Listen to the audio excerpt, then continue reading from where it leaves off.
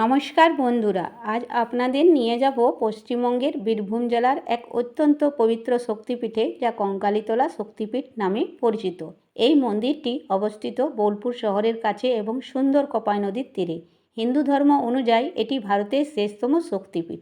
চলুন এবার এই শক্তিপীঠের সম্বন্ধে কিছু তথ্য নেওয়া যাক।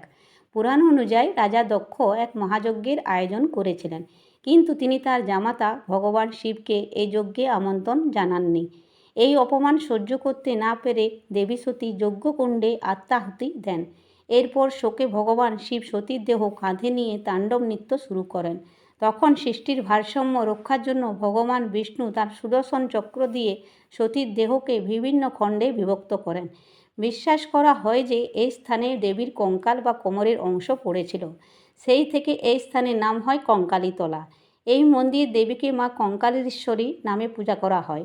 মন্দিরের পাশে একটি পবিত্র কুণ্ড রয়েছে, যেখানে ভক্তরা পুজো দেন এবং পবিত্র জল গ্রহণ করেন। এখানে দেবীর ভৈরব হলেন রুরু ভৈরবা এবং দেবী দেবগর্বা নামে পরিচিত।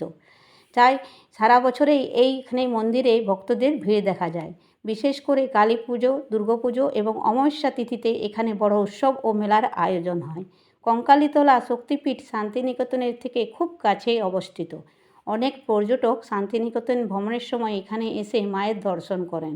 পবিত্র পরিবেশ, ধর্মীয় গুরুত্ব এবং প্রকৃতির সৌন্দর্যের জন্য কঙ্কালীতলা শক্তিপীঠ বীরভূম জেলার অন্যতম প্রসিদ্ধ তীর্থস্থান। কঙ্কালীতলা হল হিন্দু ধর্মের 51তম শক্তিপীঠের অন্যতম একটি।